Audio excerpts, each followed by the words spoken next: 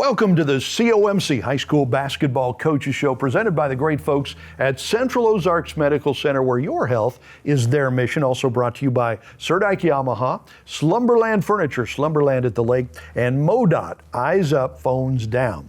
So we've got the head coaches of the Osage Indians, two brand new head coaches for the Indians this year. It's Jeff Hinshaw and David Volkart. Thank you guys for coming by. Appreciate it very much. Thanks for having us. So head coaches, you take over the Indians program. So Jeff, tell us a little bit of your journey of how you've gotten to be where you are now. Well, I've actually been on staff underneath Coach E, which you talk about mentors. Couldn't ask for a better one the past 4 years. Osage it's home for me. I grew up here when I was a kid. My father was a high school coach here back in late 80s, early 90s, so a while back. I ended up moving to Rolla when we got into high school, but it really is a full circle for me. But prior to that, I was coaching at the college level, bouncing around small colleges for about 7 years, and then kind of was ready to come home. Yeah. And fortunately, I walked into a situation with a great mentor, and once Coach E decided he was ready for the next step in his life, I was fortunate with the group he kind of left behind for me to inherit, so definitely blessed. Coach Craig Engelbrecht, Hall of Famer, great guy, and leaves the table pretty good for you. Yes, he does. That is such a cool story, though, that your dad was the head coach, basketball coach at Osage back 20, 30 years ago, and here you are now. And full circle, me and Coach E came in at the same time. I mean, the first conversation we had, he obviously knew of me and knew my last name. First story he decided to tell me was he lost the game to my dad back in 91 when Osage had a Final Four team. Wow. And Eugene had a 2-loss team. Mm-hmm. And it's the only game he said in his career where he lost a game scoring 100 points. Wow. So there were I know they coached against each other, so that dynamic was, I'm sure it made him feel a little old at the time, because I was probably in a stroller at that game, but no, it was good. It was from the jump. It was just a really good situation. Coach Volkart, your story of your journey to get to Osage. So I'm from Russellville, Missouri, born and raised and graduated there, and then I worked there for first 18 years of my career. Coached boys first, and then I switched to girls, and then I got out of coaching. I've been out of coaching for head coaching for about 6 years. I got into admin. And that life was not the life for me. So I came back got to Osage. This is my 3rd year here. And my daughter just graduated, my second daughter just graduated from high school from Russellville last year. So it was time when Coach Hunsiker decided he was going to move on. I decided, hey, I'm ready to get back into coaching. Yeah. And so here I am. There you go. It's one of those things. I've always said that about broadcasting, because that's what I've been doing. But once that gets in your blood, you can't get it out. And I think coaching is kind of the same way. It's hard if you're a coach not to coach. Absolutely. Right? Or you're driving your kids crazy because you're coaching them all the time, something like that. Okay, so the boys team, Coach Hinshaw has struggled a little bit the last few years, but they've been good. I mean, they've been in a lot of games that they've lost or whatever. So as you take over this year, you come in with some guys that can play. And we've got a lot of experience. I mean, we've got 4 seniors. We've got a great group of juniors, a couple sophomores that are on the floor for us.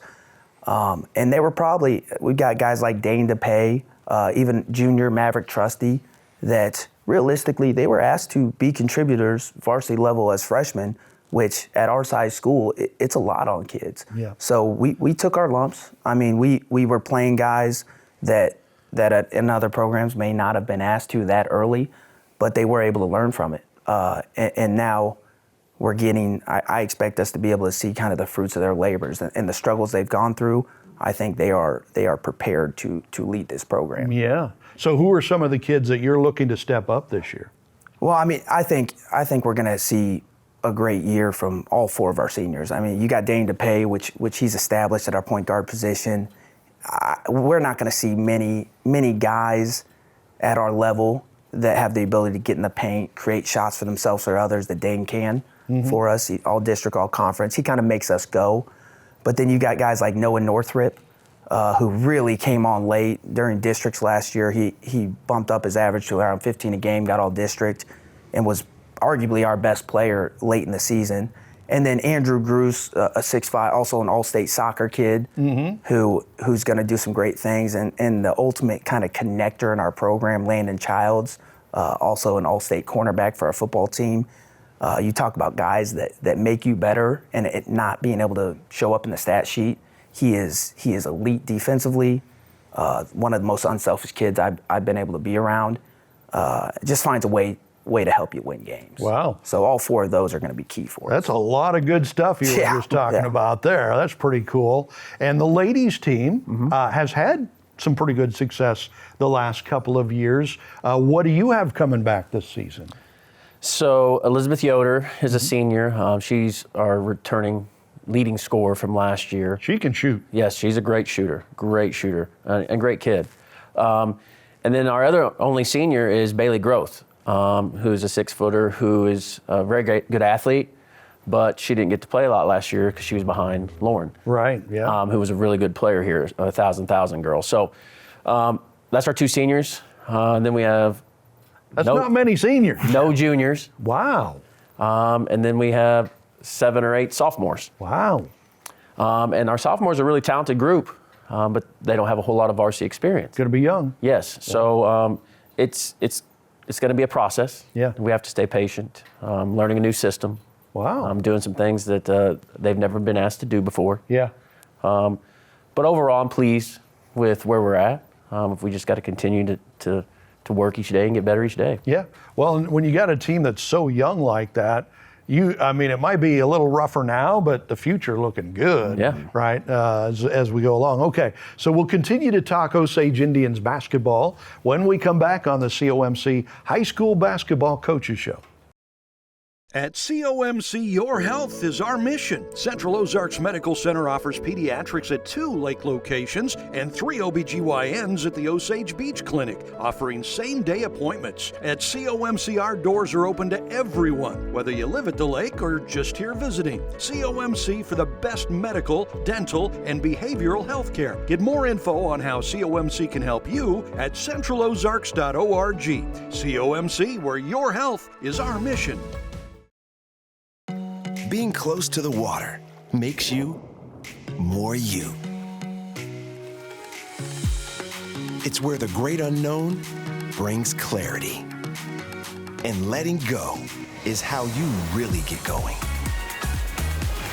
Because only when you're on a Yamaha Wave Runner do you truly discover what you're made of. Visit Surdyke Yamaha at Lake of the Ozarks, 50 years strong. Hey everybody, it's Daryl Cunningham with Slumberland Furniture at the Lake. We're right in the middle of our Black Friday extravaganza, which goes on all month long. We've got great sale items with new doorbusters being added every week. You need to come check them out, and then don't forget, we have 0% interest for 36 months, and you can take it up all the way to 60 months on Tempur-Pedic and Stearns & Foster. Come see us at Slumberland Furniture for the big Black Friday extravaganza.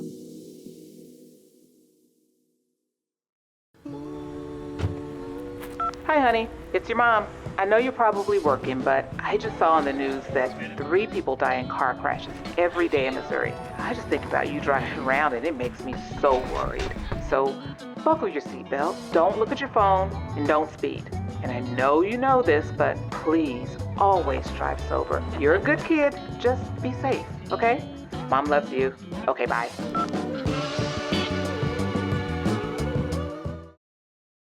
Welcome back to the COMC High School Basketball Coaches Show, talking with head coaches of the Osage Indians, both new head coaches at Osage this year, Jeff Hinshaw of the boys, David Volkart with the girls. And we'll be doing like 6 Osage Indians games here on Lake TV, so be watching for those, including doubleheaders of the girls and the boys. So you mentioned, Coach Volkart, that you're asking the girls to do some new things this year because you bring in a new system with you.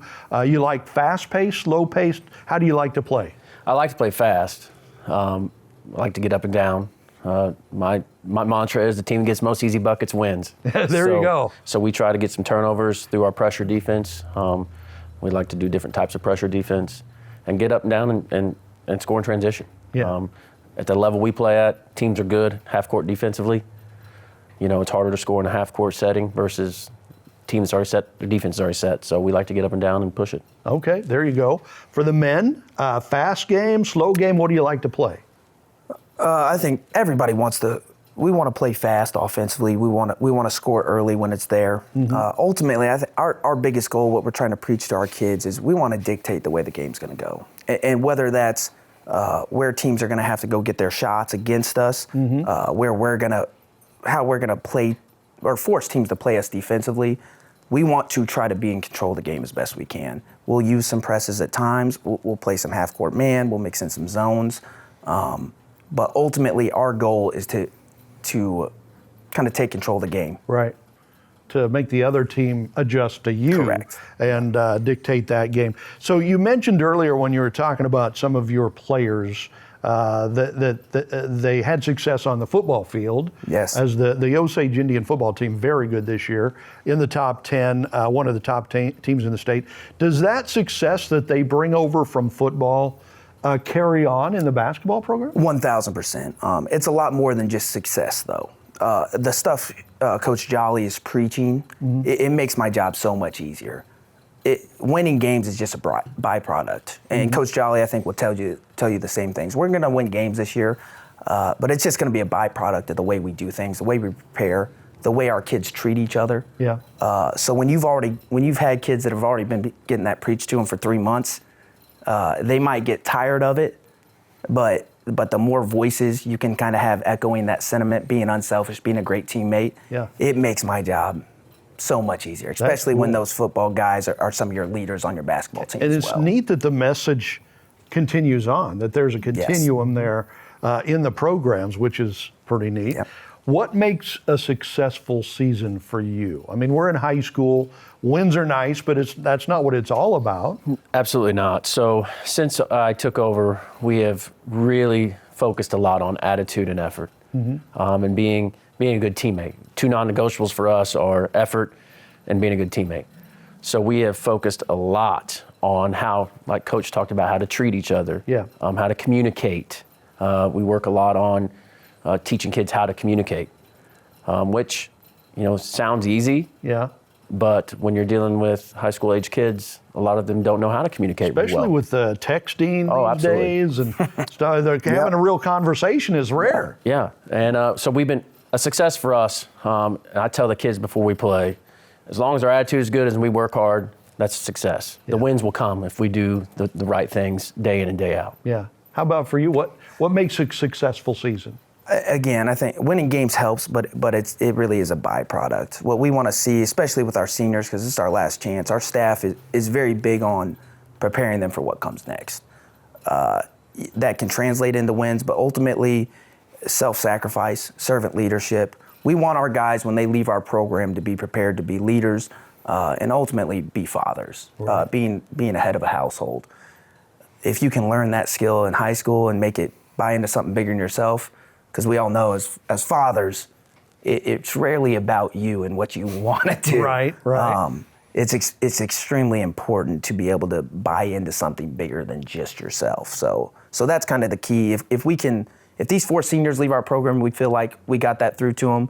Wins, losses, district championships, that stuff, while it's important, is just going to be added icing on the cake. Absolutely. So. Okay, so we're down to our last few seconds, but we're in the Christmas season here. What's your favorite Christmas food?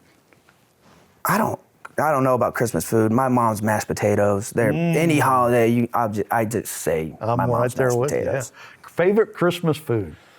I'll piggyback off Coach. My mom's a great cook, so she makes a really good Thanksgiving turkey dinner, and she does the same thing with ham for Christmas, so that would have to be my favorite holiday meal as well. So we leave hungry then, right? Thank you for joining us for the COMC High School Basketball Coaches Show.